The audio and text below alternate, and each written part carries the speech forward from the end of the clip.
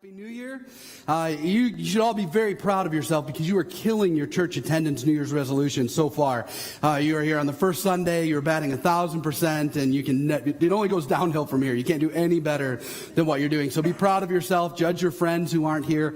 Probably don't do that. That's not very Jesus-like, but glad you're here. We're starting a brand new series today that's going to take us actually all the way through Easter, called Echoes and Icons, where we're looking at the Gospel of John, looking at the book of John in the Bible. And there are four gospel accounts. When we say gospels, we mean the books that tell us the story of Jesus.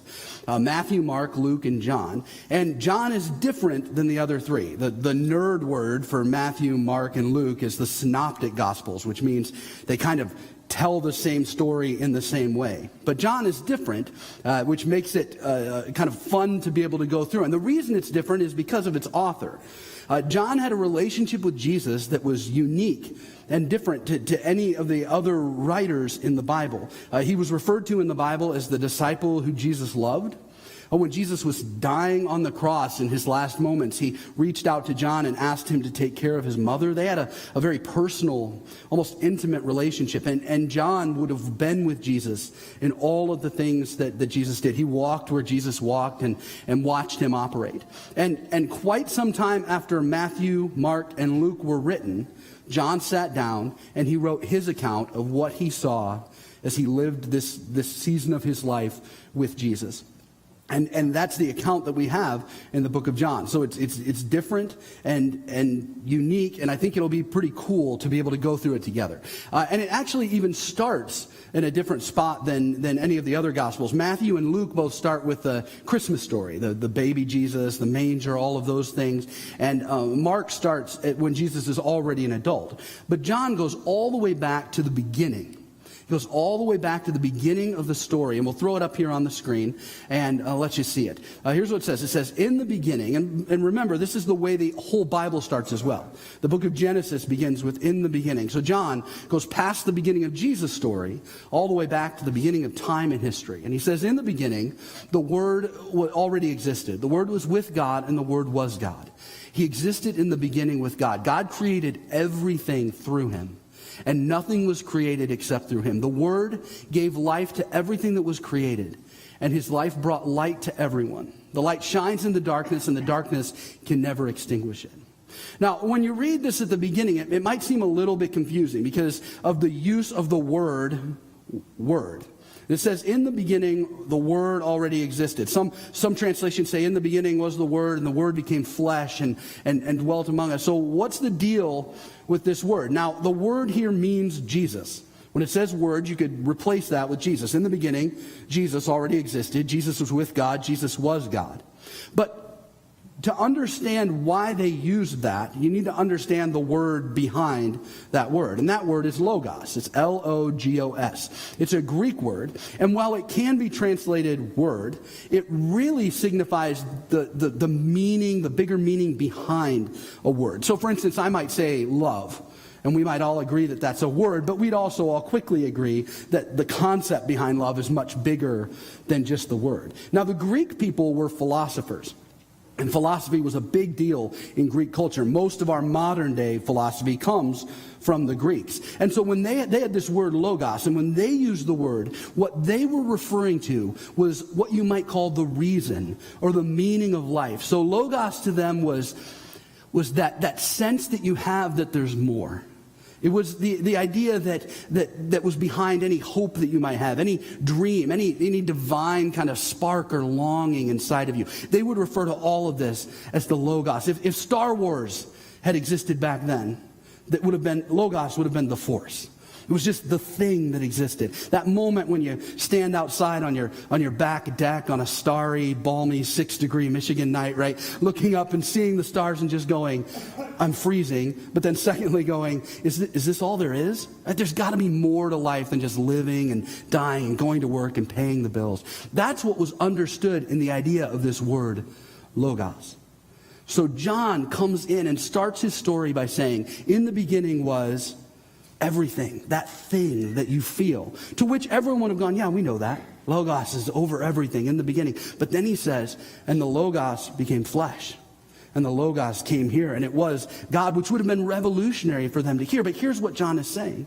John's saying everything that you want, everything that you feel, everything that you want to be, your search for significance and meaning and hope and destiny and all of it, it all leads back to Jesus. Jesus is ultimately the beginning of everything. John is saying we can search, and we're good at it, by the way. We can search high and low for meaning, for significance. We can try to find it in a number of different things, but eventually everything will lead us back to Jesus, because Jesus is the beginning. Jesus is the middle. Jesus is the end. It all starts and ends with Jesus. So in John's mind, when he's writing this book to us, he's saying, what I want you to know is that Jesus is where it's at. Jesus is what matters, and it all comes back to him. Now, all the way at the end of the book of John, he actually spells out why he wrote this. He says, look, I wrote this book to everyone so that they could know, first of all, that Jesus was exactly who he said he was, that he was the Messiah, and two, that your life might be different because you know that. And I can't think of a better New Year's resolution for us than to say what we want is we want to know Jesus better, and then we want our lives to be different and changed because we know him. So that's what John is doing here. Is he's challenging us by saying what we want you to know is that Jesus gets the last word in everything. And that's actually what it means to be a Christian. I mean, being a Christian, putting your belief in Jesus means that you are aligning yourself as a follower of Jesus. Right? You're saying where he goes, I'll go. The way he lived his life will be my model and example. The things he taught will be the things that I try to do. I'll follow him. I'll surrender to him. And ultimately, he will get the last word. Now, if you're tracking with me, that all sounds great, right? This idea that everything that we want, all our hopes and dreams, our search for significance is all found in Jesus, and that he gets the last word. The problem here is that that is not a natural response for us as human beings. For us as humans, our natural response is to get the last word ourselves. We all have a little bit of control freak in us, and we all want to be in charge. We want to do what makes sense. We want to do what feels good. We want to manage and manufacture our own lives. But that is counter to the story of Jesus.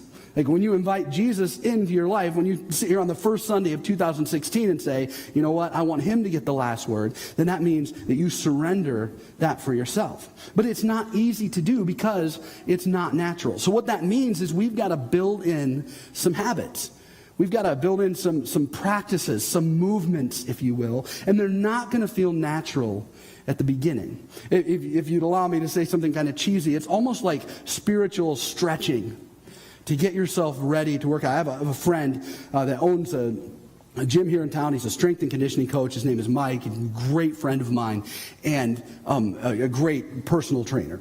And if you've never done personal training before, if you've never done any of that kind of working out, you won't survive Mike's warm-up session.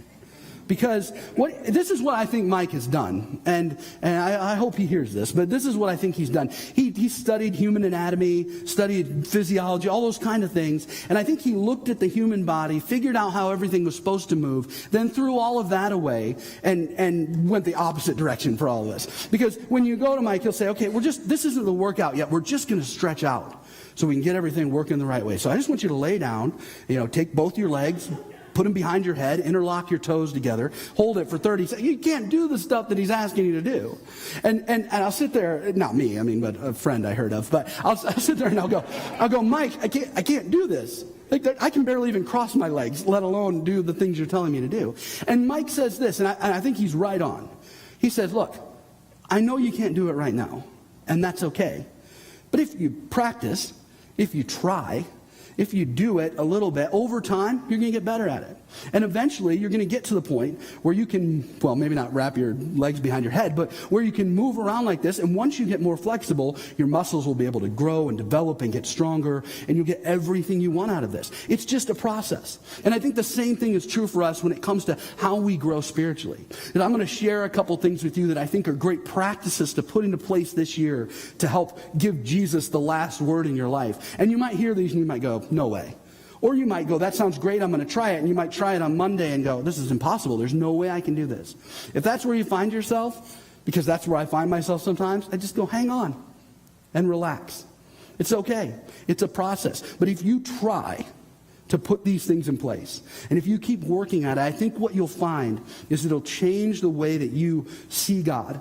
It'll change the relationship you have with him. And ultimately, it will do what John hoped would happen when he wrote this. It'll change the way that you live. And it'll make your life better. So I want to show you 3 things that are found in this passage that I think we can do to help give Jesus the last word. And we'll look at all 3 of these things here kind of one at a time. So if you want to throw this verse up on the screen here for me, here's what it says. It says, he came into the very world, it's talking about Jesus, he came into the very world he created, but the world didn't recognize him. Now, I want to look at the idea of recognition for just a second here. It says that Jesus came here, God himself, but no one recognized him. This is the human problem. The problem we have is we don't recognize God's movement. We don't recognize his voice. We don't see it around us sometimes. And with good reason. I mean, can we all admit together, to put the, Christianese down for just a second, and all admit together it's hard because it's weird. Right?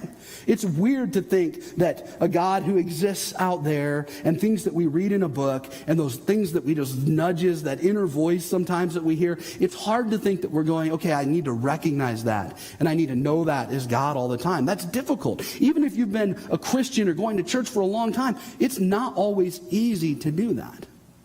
But yet, what we're told is that the problem that we have sometimes is that we don't recognize him. So how do you recognize God's voice? How do you recognize his movement?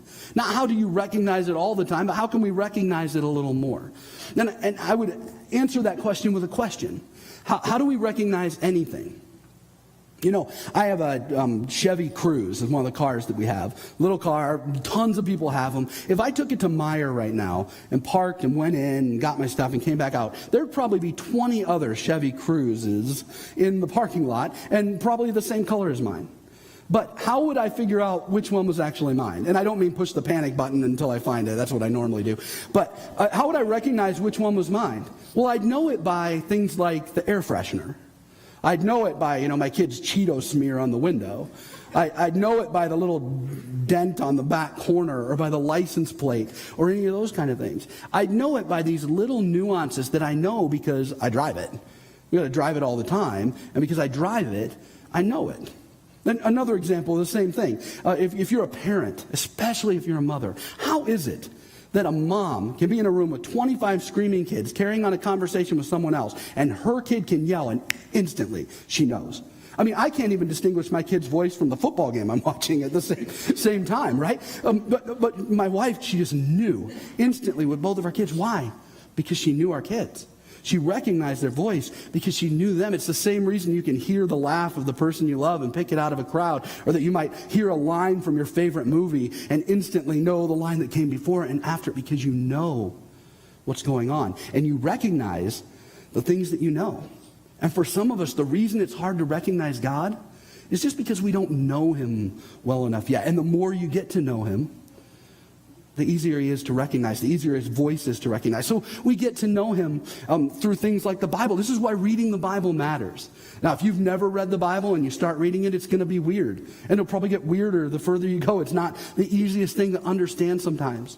But we read it, and we get with other people who are reading it and try to figure out what it's saying. You show up here at church, you listen to Dave, you listen to me, you listen to the music, and you try to get to figure out what God is doing. You try to know him better. We have these things here called satellite groups. Satellite groups are basically groups of people who get together, they eat, they laugh, they share life, they kind of lean on each other, talk about what's been talked about in the message, open the Bible, those kind of things. And I've got my own little group of friends like that, hung out with them at New Year's. And I'll tell you what, that group of people helps me know God better. Because it's a group of us going in the same direction, trying to know God. You recognize him the more you know him. So what we got to do is we got to find ways to know him a little better. So the first thing I think we can do is just recognition. Try to recognize him more. The second thing I'd say is invitation. And I'll show you another verse here up on the screen. And look at what this says. It says, so the Word became human, the Word being Jesus, and made his home among us. I love that phrase. And I think that's a great goal for us as followers of Jesus. What we really want is we want him to make his home in us. We want Jesus to make his home with us. And in order for that to happen, we've got to invite him. There has to be this level of invitation. Now, some of you might have heard me talk about this before, but a few years back, my wife and I adopted in a high school girl who didn't have anywhere to go. She lived with us for a couple years till she graduated from high school. We just got to see her last week. She's doing great, almost ready to finish college, and just so encouraged by the stuff that is happening in her life. And but when we first invited her in, you can kind of understand how something like that is a little bit weird, right? You can understand it's a little bit odd to go into someone else's home, especially a pastor's home, especially a weird pastor's home. So it was a little hard for her, especially when it came to permission. Like what she was allowed to do. And it almost was funny at points. I mean, she'd come upstairs. We had made a bedroom for her down in the basement. And she'd come upstairs and say, hey, no pressure here. No, and it's fine if the answer is no. But I was just wondering if maybe sometime in the next couple of days, again, no hurry, if I might possibly be able to use the bathroom or take a shower, those kind of things. We'd be like, well, of course you can do that. You can do those things anytime you want. My wife took her grocery shopping to figure out what food she liked, bought a bunch of stuff, and then noticed she wasn't eating it. And so my wife said, hey, what's going on with that? And she said, well, I just didn't know if I had permission. I just didn't know when I was allowed to eat it. Besides, Ben's eating all of it. No, wasn't that part. But what we found is in order for her to feel like our house was her home, we just had to keep inviting her over and over again, texting her when she was downstairs and we were hanging out upstairs, saying, hey, come up here. Yes, you can use our bathroom. Yes, you can eat our food. This place belongs to you. And in our spiritual lives, it's really the same thing that we're trying to do. We're trying to come back to God over and over again and go, God, this belongs to you, and you are invited into everything. There's no room in our house that's off limits to you. And this means that we invite him into stuff that seems insignificant at times. This is where the idea of praying before you eat, this is kind of the spirit behind that. Now, maybe some of you grew up doing that. I grew up, and my wife both, with families who prayed before they ate every meal, and they still do. And sometimes we forget that. And so, you come in and you're so hungry, and you take a big bite of the burger, and then you look around, and everyone's just kind of sitting there. Right? And then they want you to pray, but it's just bad. But that's where that idea came from. We're going to take a simple, everyday moment, like just eating, and we're just going to stop and go, God, we invite you into this moment. So what's your insignificant moment where you can invite Jesus into that? For me, it's kind of embarrassing, but one of mine is when I'm brushing my teeth and getting ready in the morning. I just use that time to just say to God, God, this day is yours. And maybe for you, it's when you're driving back and forth to work, or right before you go to bed, or right when you get up, or when you're working out, or whatever it is. This is what the Bible means when it says, whether you eat or drink or whatever you do it for God. Take all these moments and just give them back to him. So we invite him into the small, insignificant moments. Invite him into the significant ones too, though. I mean, invite him into your big dreams, your big fears, your broken relationships, your pain. Invite him to come into those. Don't let there be any rooms in your house where he can't go. Now, this sounds crazy to say, but even invite him into your sinful moments. I mean, because nothing is more uncomfortable than saying to God, hey, I'm about to go be a jerk to this person over here, so bless me as I do it. Right? Nothing is more awkward and uncomfortable than inviting God into the moments where you know you're about to do something your own way. Invite him into everything that you are about to do so that he can make his home in you. So we see this idea of recognition, know him better, and invitation, invite him in. And then the last thing we see is also in this verse, and it's the idea of identity. And let me explain it. It says at the end of this verse, we have seen his glory, the glory of the Father's one and only Son. Now, the word glory there is a very interesting word. The Greek translation of that word is kavod, K-A-V-O-D-E. It sounds like commode a little bit, but kavod. And what kavod literally means is weight, as in pounds, heaviness, or significance. If you're going to translate it like a dictionary definition, it would be the significance of something or someone's presence. I'll give you an example of this. When I was in college, I met my wife for the first time, and I remember the exact moment that I met her. I walked into a gym to play pickup basketball. She was in there. She was shooting baskets by herself, and it was game over, man. In that exact moment. I mean, slow motion, Michael Bolton songs blaring in my head, right? Time just standing still, and I was done. And for the next few months, as I courted her, over the next few months, as I tried to get her attention, I will tell you this: there was never a moment when she was in the room and I didn't know it. Didn't matter where we were in college. When she was there, I knew it. And her significance, her kavod, in a sense, was there in a big way. And I recognized it. And even now, 19 years later, the service she comes to, I'm going to pay a little bit more attention to what I'm saying, right? Because it matters, because I feel her significance in every moment. And when we got married, we exchanged rings. And we all understand the idea behind this, which is to say, in every moment, wherever I am, whether I'm with her or not with her, I'm going to remember that part of my identity is that I'm married to her. I'm Patty's husband. And when I have this on, it reminds me of that. So what John says here is, he says, when you've seen Jesus, you've seen his significance and his presence. And you start to understand that what identifies you isn't how much money you make. It's not how attractive you are. It's not how successful you are. It's not your last name. It's none of those things. What identifies you first and foremost is who he is. And a great way to put this in practice in your life is to just take this little phrase, as a Christian. As a Christian. Now, don't do this out loud because it'll annoy everyone and no one will like you. But in your own head, just add this phrase into the stuff that you're doing. Just go, I got a meeting today as a Christian, as a Christ follower. I'm going on a date as a Christian. I'm going to go to the gym as a Christian. I'm going to have a conversation with my daughter as a Christian. I need to make things right with my spouse as a Christian. That's just one small way that we can kind of recognize the significance of who we are in Christ and allow ourselves to identify with him. So this is what we do. We recognize who he is by knowing him better. We invite him in, and then we identify ourselves with him. And there's a great promise that we can see in all of this. Meaning, I believe that if we let Jesus have the last word by doing these things, there's something pretty cool that we'll see, and it's right in this verse. But before I show it to you, I'm going to do a little experiment in a minute. So I'm going to ask you to do something for me. Just trust me here. If you got a cell phone with you that's got a flashlight app on it, like a smartphone with a flashlight app, go ahead and get your phone out. And don't turn it on yet, but just find that flashlight app on there. So do this for me. And while you're doing that, let me show you what this verse says. It says, the Word became human and made his home among us. And then listen to this next phrase. He was full of unfailing love and faithfulness. One of the defining characteristics of God is his love, and another is his faithfulness. God is loving to us, and God is faithful to us, and he's demonstrated those things through Jesus. And here's what John says. If you recognize that everything in your life eventually points back to Jesus, if you give yourself to him and give him the last word, you recognize him, you invite him in, you identify with him. If you do these things, here's what's going to happen.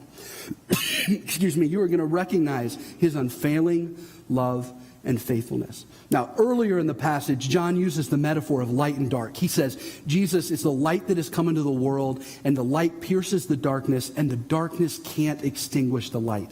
John is saying, in the darkest of moments, Jesus is the ultimate Duracell battery. He's unfailing. He never goes out, and he never lets you down. And here's the promise for us. And you can go ahead and dim those lights. While she does that, go ahead and turn your flashlight app on. Don't blind the person next to you. Just point it up or something. Now, I want you to look around. Here's the promise that God makes.